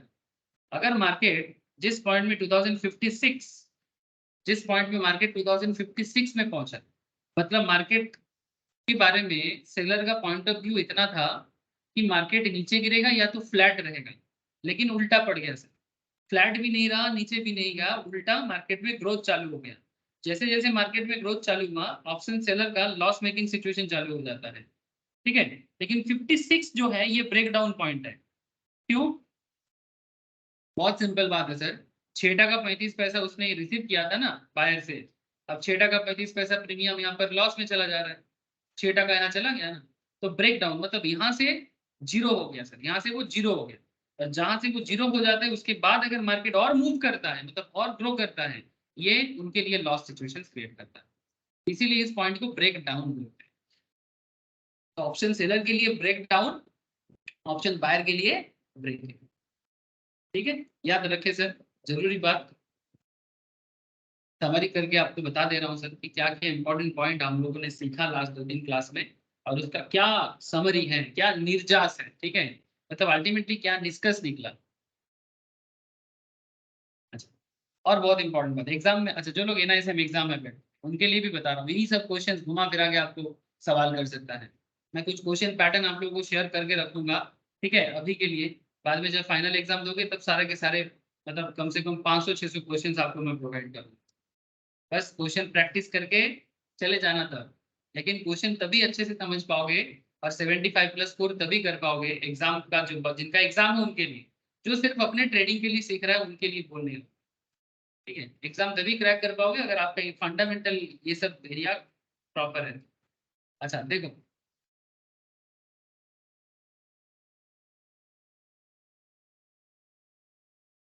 ये हो गया, ब्रेकडाउन हो गया। When you are bullish on a stock, अगर आप स्टॉक के बारे में बुलिश हो, you can either buy the stock in spot or buy its future or buy a call options। चलो point to be noted. Sir जब हम किसी स्टॉक के बारे में बुलिश पॉइंट ऑफ व्यू रखते हैं, मतलब हमें लगता है कि शेयर का दाम बढ़ेगा, ठीक है, ठीक जैसे हिंडनबर्ग रिपोर्ट के बाद मुझे लगा था कि अदानी का शेयर का दाम बढ़ेगा, ठीक है, तो मैं क्लासे डिस्कस करेছিলাম कि हिंडनबर्ग कितना भी अदानी को नीचे बना रहा है, बनाने दो, ठीक है, बट अदानी फिर से बढ़ेगा, बिकॉज अदानी इतना भी वीक नहीं है। थोड़ा बहुत प्रॉब्लम बिल्कुल हो सकता है, लेकिन इतना भी वीक नहीं है ये आज नहीं तो कल फिर से मूव करेगा। इसलिए मैंने बहुत लोगों को सजेस्ट किया था कि सर आप हो सके तो परचेस कर लो, ठीक है, हो सके तो बाई कर लो, क्योंकि ये बहुत ज्यादा नीचे आ चुका है। हिंडनबर्ग अदानी को काफी नीचे मतलब नीचे लेके रखा, ठीक है, और उसके बाद अदानी के में एक फिर से बाई चांस बन रहा था, और कैंडल स्टिक्स भी हमें सजेस्ट कर रहा था। ये कौन सा कैंडल बना है? एंगल्फिंग बुलिश, ठीक है, तो शॉर्ट टर्म मूवमेंट में कैंडल स्टिक भी मुझे सपोर्ट कर रहा था एंगल्फिंग के थ्रू से कि मार्केट में कुछ तो होने वाला है, ठीक है, और वही इसीलिए मैंने सजेस्ट भी किया था कि सर बाई कर दो इस पॉइंट में। Now point is that two when you are bullish about the market, okay, जब आप किसी पर्टिकुलर स्टॉक के बारे में बुलिश होते हो, ठीक है, तो आप आराम से एक ट्रेड सेटअप बना सकते हो, ठीक है। अच्छा अब ये ट्रेड सेटअप 3 तरह का हो सकता है। सर आप एक काम करो, आप स्पॉट मार्केट में पैसा लगा लो, जैसे कि 1870 में अभी चल रहा है ना, तो ये बात मैंने कब कहा था, चौथा को याद होगा, चौथा कब বলেছিলাম মোটামুটি এইরকমই ফেব্রুয়ারিতেই বলেছিলাম না? স্যার লাস্টের দিকে। हाँ ওইরকমই ফেব্রুয়ারি लास्टेর दिखे। तो अगर मानो कि फरवरी के लास्ट के टाइम पे अगर तुमने 1000 या अच्छा चलो अगर तुमने यहाँ पर भी बाई किया, मैंने तो चार्ट देखने से पहले ही बोल दिया था, मैंने चार्ट भी नहीं देखा था उस टाइम पे, मतलब ऐसा नहीं कि मैंने चार्ट देख के बताया था, मैंने ऐसे ही बोला था, मतलब एक इनर फीलिंग से बताया था कि नहीं ऐसा नहीं होगा और बढ़ेगा ये, ठीक है। तो लेकिन फिर भी देख के करना चाहिए ना, इनर फीलिंग्स वाला सब इमोशनल बात होता है सर, आपको ऑलवेज कैलकुलेटिव रिस्क लेना चाहिए। तो लुक एट सर, अगर आपने 1300 में भी परचेस किया फरवरी एंड पे, अभी 1800 चल रहा है, मतलब 500 रुपीज पर शेयर, हाँ सर मैं अप्रॉक्स ले रहा हूँ, 500 पर शेयर में आपने ऑब्वियसली अभी भी कमा के रखा है सर। अच्छा अगर मानो किसी ने 100 शेयर में इन्वेस्ट किया तो 100 इंटू 500 करके कितना कमा लिया सर? 50,000 का गेन है, एकदम प्योर कैपिटल गेन है, ठीक है। सर ये स्पॉट मार्केट में आपका हिसाब हो सकता है, लेकिन इसके लिए आपको खर्चा कितना करना पड़ा? 100 शेयर अगर आपने 1100 करके भी लिया, 1,30,000, हाँ 1,30,000, 1,30,000 ठीक है, तो हाँ जो भी हो 1,30,000, मैं 1300 लिया था ना, 1300 लिया। तो अगर आपने 1,30,000 का इन्वेस्ट किया तो आज जाके आपका वैल्यूएशन ऐसा है, अभी साइडवेज में है क्योंकि अभी सेबी के पास इसका रिपोर्ट चल रहा है। मेरा ऐसा लगता है सर कि ये फिर से थोड़ा सा नीचे में भी जा सकता है अगर कोई नेगेटिविटी चाहता है, और नहीं तो चांसेस इज वेरी हाई कि ये साइडवेज सिचुएशन से ये फिर से ऊपर जाएगा, chances sir is long very term তো জানি না, তবে শর্ট টার্মে স্যার ইন্ট্রাডে করলে এর থেকে বেশি গেইন দিচ্ছে এখন, 4 পয়েন্ট করে উঠলে ওদিকে 9 পয়েন্ট করে ডাউন খাচ্ছে। यस सर, ठीक है, यस। तो बेसिकली ये फिर से बढ़ सकता है, ठीक है, लेकिन अभी कोई प्रॉपर कैंडल तो बना नहीं है, ऑब्जर्व करते रहना सर, अदानी बहुत कुछ दे सकता है, ठीक है, ले भी सकता है बट दे भी सकता है अगर कैलकुलेटिव रिस्क है आपके पास, ठीक है, देने का चांसेस हाई है ना। पॉइंट क्या है सर, अब आप स्पॉट मार्केट में कर सकते थे, अच्छा अगर किसी को ऑप्शन बाई करना था तो वो भी कर सकता है ना, अगर किसी को ऑप्शन बाई करना है अदानी का तो ऑप्शन बाई भी कर सकते थे ना, रिसेंटली अदानी का थोड़ा मार्जिन वैल्यू ज्यादा रखा था फ्यूचर में, क्योंकि रिस्क बहुत हाई था तो मार्जिन थोड़ा ज्यादा था। लेकिन उसमें क्या फर्क पड़ता है, अगर आप श्योर हो तो ज्यादा मार्जिन से भी खेल सकते हो अगर आपके पास है। ठीक है, तो आप अगर किसी पर्टिकुलर स्टॉक के बारे में बुलिश हो, point to be noted sir, तो आप स्पॉट मार्केट में खेल लो, आप ऑप्शन मार्केट में खेलो, आप फ्यूचर में खेलो, जहां मर्जी वहां खेलो, कौन मना करता है आपको। तीन एरिया है आपके पास, स्पॉट, ऑप्शन, फ्यूचर, आराम से आप जा सकते हो। मतलब मेरा कहने का मतलब इतना है कि आपके पास तीनों ऑप्शंस अवेलेबल हैं when you are bullish about any stock. ठीक है, ऑप्शंस में आप कॉल ऑप्शंस बाय करो, so when you bullish on a stock you can either buy the stock in spot, buy its futures or buy a call option. So there is three options available to you.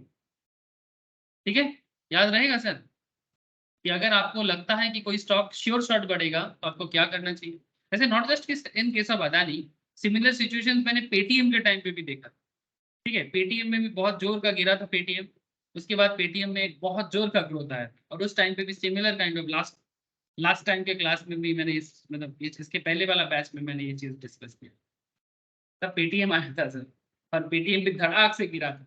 ठीक है, मैं गिरने वाले situations को इतना समझ नहीं पाया था कि इतना गिरेगा, बट एक टाइम बाद मैंने देखा कि हाँ सच में गिर रहा है। उसके बाद मुझे लगा कि नहीं ये गिरा है पर ये बढ़ेगा वापस। ठीक है, और उसमें भी एक कंपनी था, रिसर्च कंपनी ऑस्ट्रेलिया का, मैक्यूरे बोल के, उसका भी एनालिसिस मुझे बहुत गजब लगा था। अच्छा देखो, when you bearish on stock, अब देखो ध्यान से सुनना, when you bearish on stock you can either sell the stock in the spot market, आप स्पॉट मार्केट में सेल करो, लेकिन इसका आप सिर्फ इंट्राडे बेसिस में कर सकते हो। मतलब शॉर्ट सेलिंग स्पॉट मार्केट में सिर्फ इंट्राडे बेसिस में हो सकता है, डिलीवरी में नहीं हो सकता, डिलीवरी में नहीं हो सकता। मतलब अदानी के बारे में भी अगर मैं बात करूं, अगर किसी को लगता है कि अदानी, जैसे यहाँ पर हम लोगों को लगा था, बिल्कुल लगा था सर कि अदानी गिरने वाला है। ठीक है, तो अगर आपको लगा कि अदानी गिरेगा, ठीक है, अगर आपको लगा कि अदानी गिरेगा तो आप शॉर्ट सेल कर सकते। ऐसे तौथा नहीं किया था मुझे याद है, और भी कुछ स्टूडेंट्स हैं, उन लोगों ने मुझे बोला था कि सर मैंने शॉर्ट सेलिंग किया था, प्रॉफिट भी किया। नाउ पॉइंट इज दैट अगर आप शॉर्ट सेल करोगे लेकिन आप इंट्राडे में ही करना पड़ेगा, इसका कोई डिलीवरी कॉन्सेप्ट नहीं है, मतलब होल्डिंग नहीं कर सकते। अगर आपको होल्डिंग का बात करना है तो फ्यूचर में जाओ या फिर ऑप्शंस पे जाओ। ऑप्शंस मतलब कॉल ऑप्शंस, ऑप्शंस मतलब कॉल ऑप्शंस, जो हम लोग अभी आजकल पढ़ रहे हैं। So when you are bearish of this, the calculation of the intrinsic value for a call option is standard. Calculation of intrinsic value for call option is standard. It does not change based on whether you are options buyer or seller. However, the intrinsic value calculation changes for a put options. आएंगे sir put में बात करेंगे, put में intrinsic value calculation बदल जाता है। मैंने put का डिटेल्स डिस्कशन अभी तक स्टार्ट नहीं किया, इच्छा है आज ही करना है, देखते हैं सर कहां तक पहुंच पाते हैं। The net profit and loss calculation methodology is different for call options buyer and seller. थोड़ा अलग है ना, profit loss calculation methodology call options buyer का भी अलग है, सेलर का भी अलग है। Throughout the last 4 chapters, we have looked the PL keeping the expiry in perspective. This is only to help you understand the PL behavior better. One need not wait for the option expiry to figure out if he is going to be profitable or not. जरूरी नहीं कि आप expiry तक wait करो अपना profitable situation देखने के लिए, उससे पहले आपको समझ में आ जाएगा कि आप प्रॉफिट कर रहे हैं कि नहीं कर रहे। Most of the option trading is based on changes in premium. ज्यादातर ऑप्शन ट्रेडिंग क्या होता है, प्रीमियम चेंज के ऊपर बेस करके होता है। लेकिन सर कैसे होता है प्रीमियम के बेसिस में, इसके लिए बहुत लोगों के मन में सवाल है। मैं इस सवाल का जवाब आपको दूंगा, एक चैप्टर आएगा सर प्रीमियम के ऊपर, स्पेशल चैप्टर आएगा, मैं वहीं पर आपको बताऊंगा कि कैसे प्रीमियम चेंजेस के ऊपर ऑप्शन ट्रेडिंग होता है। For example, if I have bought Bajaj auto in 2050 call option, जिसके लिए प्रीमियम मैंने भरा था 6 टका 35 पैसा, in the morning and by noon the same is trading at 9, I can choose to sell and book profit. Simple इतना होता है सर। मैंने जब बाई किया तब 6 टका 35 पैसा में बजाज ऑटो प्रीमियम मैंने भरा था। ठीक है, उसके बाद 2 पैर होते होते यही बजाज ऑटो का प्रीमियम वैल्यू 2050 स्ट्राइक का 9 टका हो गया। तो 6 टका 35 का मेरा प्रीमियम बाई था, अब 9 टका में सेल करके प्रॉफिट बुक कर सकते हो प्रीमियम के ऊपर। ऑप्शंस का एक्सरसाइज नहीं हुआ सर, ये सिर्फ प्रीमियम के ऊपर बेस करके प्रॉफिट हो सकता है। मैं इसका डिटेल्स चर्चा करूंगा सर प्रीमियम चैप्टर पे। ठीक है, प्रीमियम चैप्टर में, ऑप्शंस प्रीमियम चैप्टर में इसके ऊपर मैं डिटेल से चर्चा करूंगा, थोड़ा वेट करना पड़ेगा सर, लेकिन एक बेसिक आइडिया आपको मिल गया सर, एक बेसिक आइडिया आप लोगों को मिल रहा है कि कैसे प्रीमियम के ऊपर बेस करके प्रॉफिट जनरेट होता है। अब आपके मन में एक सवाल का जवाब मैं हल्का दे सकता हूँ, प्रीमियम का जो चेंजेस होता है ना, ये क्यों चेंजेस होता है ना? मतलब आपके मन में एक सवाल आ गया होगा, सर 6.35 का प्रीमियम 9 क्यों हो गया? बोलो सर, किसी को पता है कि 6.35 का কারণ প্রিমিয়াম? স্যার বলো।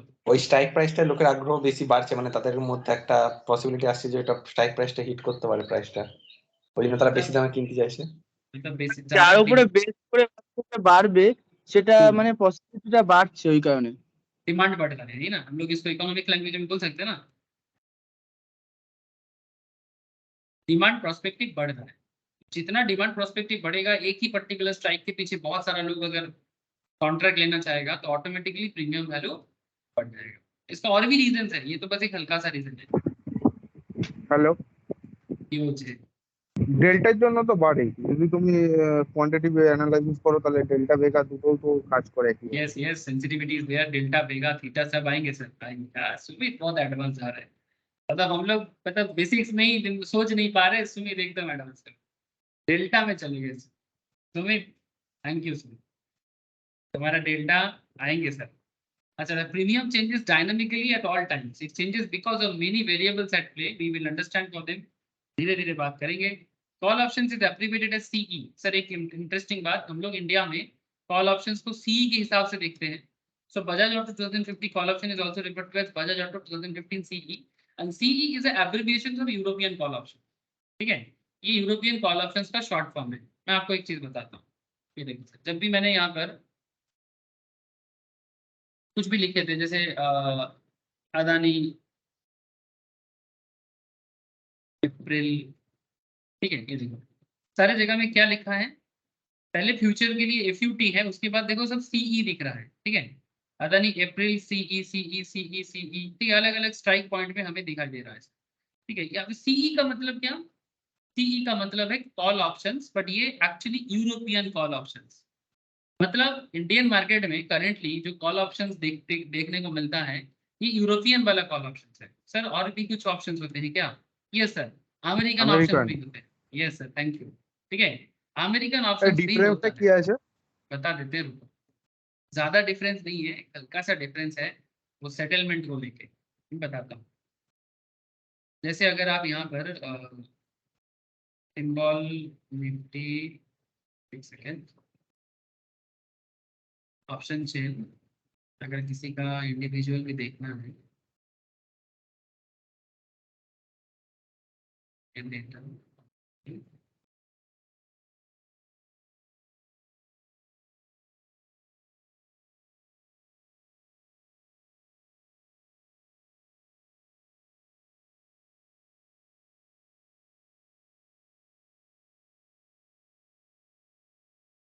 তো বেসিক্যালি সেটেলমেন্টের ডিফারেন্স থাকে কি? हाँ, basically settlement difference is there. मैं आपको दिखाता हूँ, एक कॉन्ट्रैक्ट दिखाने का कोशिश कर रहा हूँ। बीच बीच में ये न्यू वाला, ये ना मेरे से ना थोड़ा मुश्किल हो जाता है। डेरिवेटिव्स, यस मिल गया। এটা প্রচন্ড প্রবলেম হয়ে যায় নতুন ওয়েবসাইটটা। एक्चुअली मैं पहले ज्यादा ओल्ड देखता था, हाँ मैं ज्यादा ओल्ड আগেরটা देखता था। আগেরটা তোমার বোঝা যেত না, in the money out of the money পুরো বোঝা যেত, চারটা বোঝা যায় না ওরকম ভাবে। नहीं, अभी थोड़ा आदत डालना पड़ेगा, ये भी इजी है, इससे ज्यादा बेहतर भी लग रहा है। यहाँ पर इंडेक्स ऑप्शंस है, एक्सपायरी इंडेक्स ऑप्शन, कॉल, देखो ऑप्शंस कॉल है, यहाँ पर कुछ और ज्यादा लिखा नहीं है। ठीक है, पुराने में लिखा रहता था, सी भूल गया, सब लिखा रहता था। ठीक है, बट इसमें दिख नहीं रहा है कुछ भी। चलो कोई बात नहीं, बट मैं आपको मेन पॉइंट बता देता हूँ कि सर ये जो call options, European call options versus American call options में क्या डिफरेंसेस है, बेसिक आइडिया रख लो नॉलेज के लिए। ठीक है, स्पेशली फॉर एग्जाम पर्पस जरूरी होता है, नॉर्मल ट्रेडिंग पर्पस में आपके लिए मायने नहीं रखता। Initially, when options was introduced in India, there are two types of options available: European as well as American.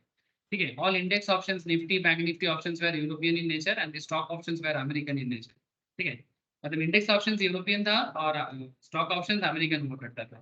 The difference between the European and इसका main जो difference है, if the option type is European, then it means that option buyer will have to mandatorily wait till the expiry date, to exercise his right. The settlement is based on the value of spot market on expiry date. ठीक है, the settlement होगा spot market में क्या value है expiry date के ऊपर उसके ऊपर. For example, if he has bought a Bajaj Auto 2050 call options अगर आपने buy किया, then for the buyer to be profitable, Bajaj Auto has to go higher than the break even point on the day of the expiry. Even not in the option is owed the less to the buyer and he will lose the premium money that he had paid to the option seller. ठीक है, तो ये सारा का सारा के expiry level में ही आके सेटलमेंट होगा. यही यूरोपियन ऑप्शंस का मेन कैरेक्टर है. ठीक है, अब अमेरिकन ऑप्शंस का कैरेक्टर क्या है सर? एकदम देखो सर, बीच में निकलना, प्रीमियम सेटलमेंट करना अलग चीज है. मैं यहाँ पर एक्चुअली एक्सपायरी में क्या सेटलमेंट होता है उसका बात कर. अमेरिकन ऑप्शंस का क्या है? In American options the options buyer can exercise his right to buy the options whenever he deems appropriate during the tenure of the options.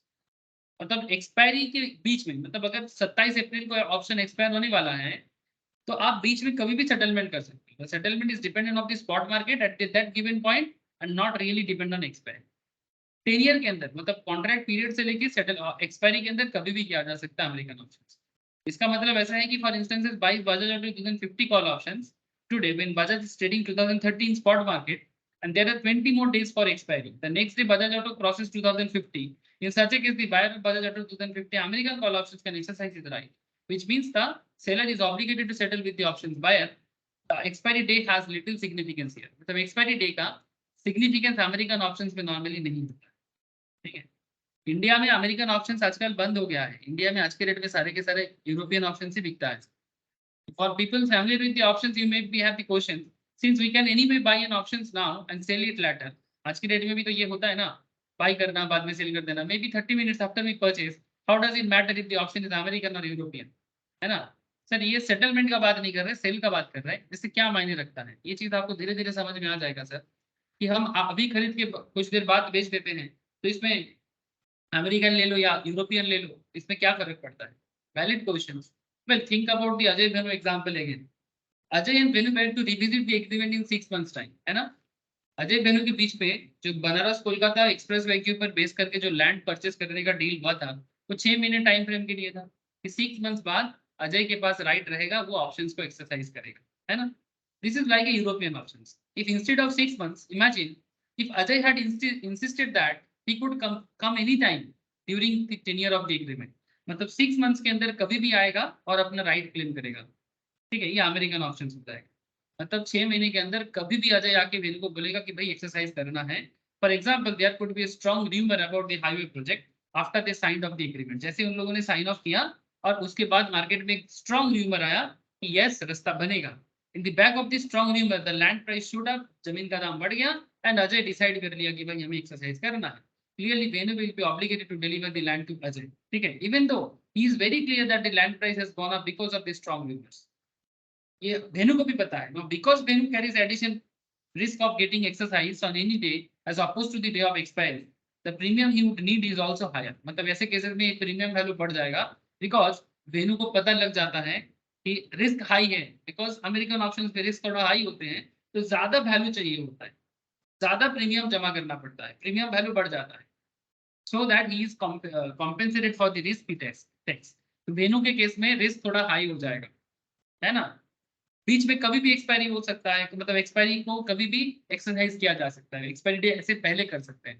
तो for this reason American options are always more expensive than European options. Hello, हाँ बोलो.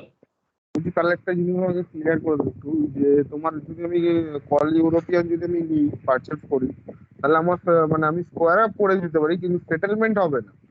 नहीं sir, settlement तो normally expiry पे ही settlement होता है ना.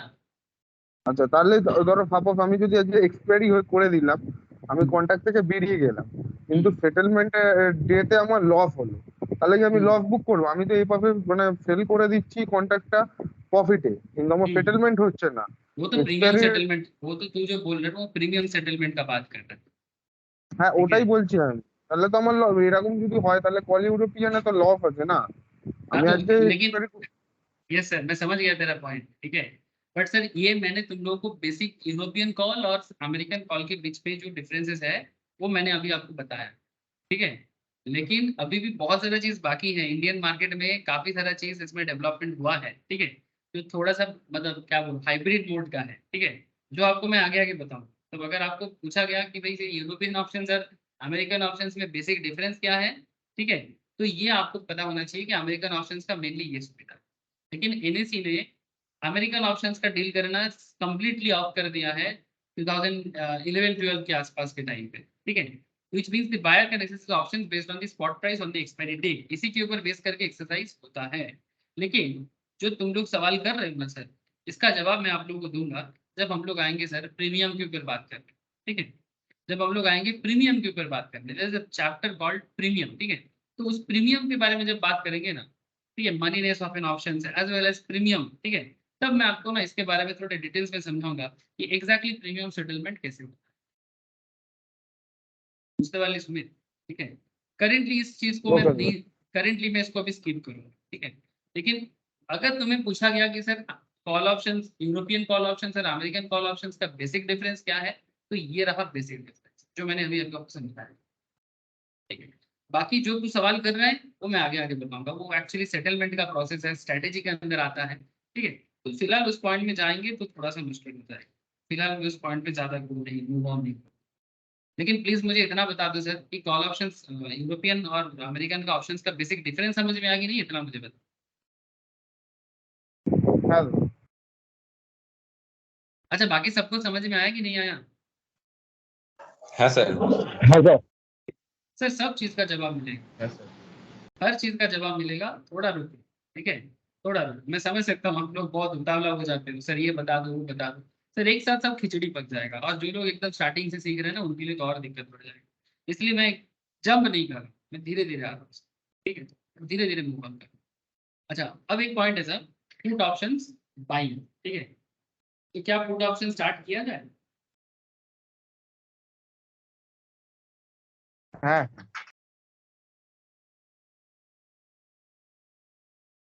Sir option chain में आप लोग देखते होंगे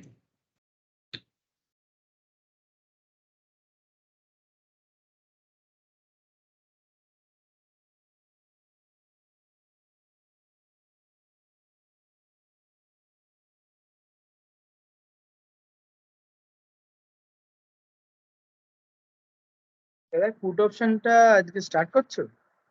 করবো না? ধ- না ধরলে আমার একটু ভালো হতো, কিন্তু সবার কথা ভেবে করো।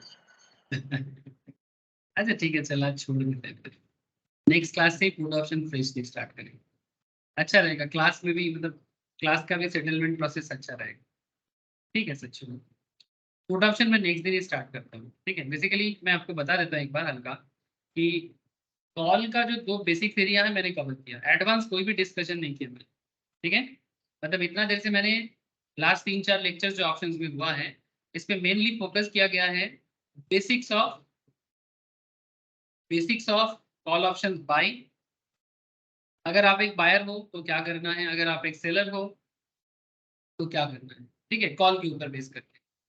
नेक्स्ट क्लास रहेगा पुट के ऊपर, नेक्स्ट वीक, ठीक है, नेक्स्ट वीक बुधवार हम लोग पुट स्टार्ट करेंगे कि एक पुट ऑप्शन बायर को क्या करना चाहिए, एक पुट ऑप्शन सेलर को क्या करना चाहिए, ठीक है, क्या माइंड सेटअप होगा, क्या प्रॉफिट एंड लॉस सिचुएशंस होगा, ठीक है, ये बेसिक चर्चा होगा पहले, उसके बाद धीरे धीरे हम लोग एडवांस लेवल में जाएंगे। जैसे एक बार कॉल पुट का बेसिक्स हो जाए ना, उसके बाद देखना सर आप लोग ना और बेसिक लेवल में सोचने का टाइम ही नहीं मिलेगा, फिर सिर्फ एडवांस चर्चा होगी, सिर्फ एडवांस चर्चा होगी, और उसके बाद वो डेल्टा गामा थीटा डेका सब आ जाएगा, ठीक है।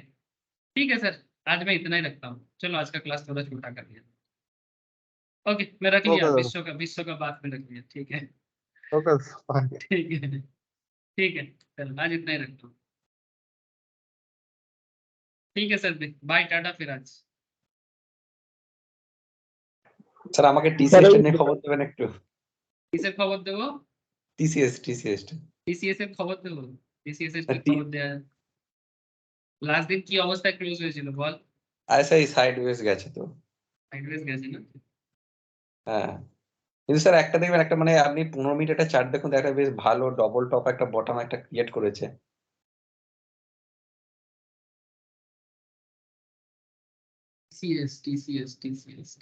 টিসিএস এর ডে চার্ট কি বলছে আগে দেখি। এই চার্ট তো স্যার ডাউনে তো আছে দেখুন। डे चार्ट सुविधा करता है थोड़ा सा, वीकली पोजीशंस में डे चार्ट बहुत हेल्प करता है। मतलब डे चार्ट से ना तुमको एक्चुअली अगला मूवमेंट क्या होगा समझ में आता है। डे टू डे चार्ट जो होता है ना उसमें आपको उस पर्टिकुलर डे का मूवमेंट में समझ में आता है। डे चार्ट से आपको अगला दिन का पोजीशन समझ में आता এই है। জিনিসটা স্যার আমার একটু সমস্যা হয়, মানে টাইম ফ্রেমটা নিয়ে, যে ডে চার্ট কখন ইউজ করা যায়, কখন 30 মিনিট, কখন 1 ঘন্টা, যদি 15 মিনিট। ইন্ট্রাডে করতে চাস, ঠিক আছে, যদি ইন্ট্রাডে করতে চাস তাহলে অবভিয়াসলি এইগুলো চুজ করবি। মানে নেক্সট দিনের পজিশন বুঝতে গেলে ডে চার্ট দেখ नेक्स्ट दिन मार्केट पोजिशन की होते हैं ओनली फॉर दैट। बट अगर कोई सिर्फ इंट्राडे के बारे में सोच रहा है, ठीक है, मतलब ज्यादा लंबा नहीं सोच रहा है, एक दिन 2 दिन का हल्का हल्का ट्रेड सोच रहा है, तो ऐसे सिचुएशंस में वो 30 मिनट्स तक का ट्रेड मतलब टाइम फ्रेम चूज करें। बट अगर आप एक आवरली 2 आवर्स 3 आवर्स 4 आवर्स या डे चार्ट पार्ट ले रहे हो, जिसका मतलब आप वीकली पोजिशन के लिए आपके लिए बेहतर, ठीक है, मतलब 1 hour 2 hour 3 hour 4 hour, this is for the 1 to 2 days का ट्रेडिंग पैटर्न के लिए ठीक है, ठीक है। और अगर आप डे चार्ट ले रहे हो तो वीकली 2 वीक्स 1 मंथ तक का चार्ट के लिए बेहतर होता है। और अगर किसी को थोड़ा सा 3 मंथ 4 महीने का पोजीशन लेके फिर छोड़ना है, ठीक है, या फिर अगर नियर मंथ फार मंथ या मिड मंथ का सोच रहे हैं तो फिर वीकली चूज करना चाहिए। और किसी को थोड़ा शॉर्ट टर्म इन्वेस्टमेंट करना है तो वो मंथली चार्ट देखें। इवन जिनको भी मतलब ऑप्शंस फ्यूचर ऑप्शंस में नियर मंथ मिड मंथ मतलब मिड मंथ या फार मंथ का कॉन्ट्रैक्ट लेना है उनके लिए भी मंथली चार्ट हेल्प करता है। अच्छा तूने मुझे बोला कि 15 मिनट का चार्ट देखने के लिए, 15 मिनट चार्ट पे कोई अच्छा खासा तो कुछ दिख नहीं रहा है सर।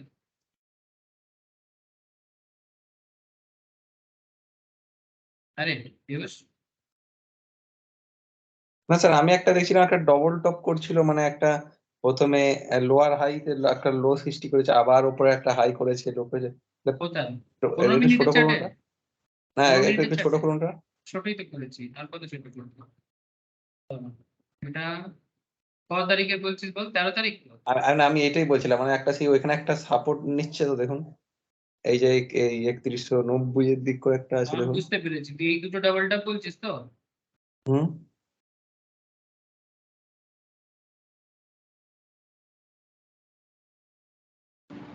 স্যার এখন পুরোপুরি আবহাওয়া একটু মুশকিল, সিইওটাও তো চেঞ্জ হয়েছে, একটু টার্মোইল রয়েছে মার্কেটে।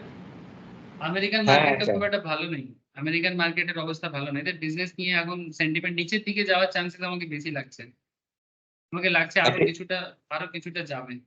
3100 তো একটা সাপোর্ট লেভেল আছে মনে হচ্ছে, 3100 নিচে।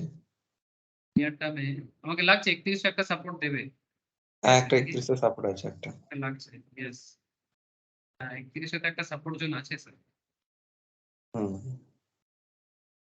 আছে আমাকে লাগছে এখান পর্যন্ত একটা যাওয়ার খুব চান্স আছে, ঠিক আছে। আর যদি খুব খারাপ দেখা যায় মানে আমেরিকান মার্কেট যদি আরো ডাউন যায়, ঠিক আছে, এদের এখন আমেরিকান বিজনেস টাইপের মেন থাকে, ইউরোপিয়ান বিজনেস ঠিক আছে টিসিএস এর, বাট আমেরিকান বিজনেস খুব একটা ফ্রুটফুল নেই, যদি ওটাও ডাউন যায় তাহলে 2800 পর্যন্ত যেতে পারে চান্সেস, মানে খুব খারাপ যদি হয়, ঠিক আছে, তাহলে সেটা খুব মারাত্মক বাইং জোন হবে, মানে যদি অপরচুনিটিটা কেউ পায় ছাড়া উচিত না ঠিক আছে, মানে একটা স্ট্রং বাইং জোন হবে, বাট তবু 3100 খারাপ হবে না, যদি 3100 সাইড বেস চলে তাহলে আমার মনে হয় 3100 থেকে আবার বাউন্স ব্যাক করতে পারে, but chances is very high কি আপকামিং 2-3 উইকসে আমাকে লাগছে এটা, মানে যদি মার্কেট খারাপ যায় মানে ওভারঅল নিফটি যদি ডাউন যায় তাহলে টিসিএস মনে হচ্ছে 2800 চলে যেতে পারে, বাট যদি মার্কেট খারাপ না যায় তাহলে 3100 থেকে ও মুভ অন করতে পারে।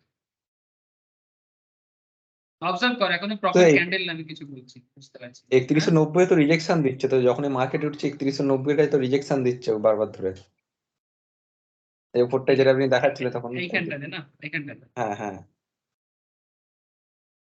সেটা তো আমিও দেখতে পাচ্ছি, সেই জন্যই তো বলছি আমি খুব একটা ওঠার চান্স দেখতে পাচ্ছি না। আর খুব নামার মতো আমি এখনো কিছু বলতে পারছি না। তবে কমার চান্সটাই বেশি লাগছে, বাড়ার চান্সটা খুব একটা দেখতে পাচ্ছি না। অবজার্ভ কর, কোনো প্রপার ক্যান্ডেল ফর্ম হতে দেখ, তারপরে কিছু কর, ঠিক আছে স্যার। ঠিক আছে, যতক্ষণ না কোনো স্যার ওই proper- একদিন করে উঠছে তারপরে তো স্যার এফআইআই আবার সেল করে দিচ্ছে, ওই জন্য স্যার আবার নেমে যাচ্ছে।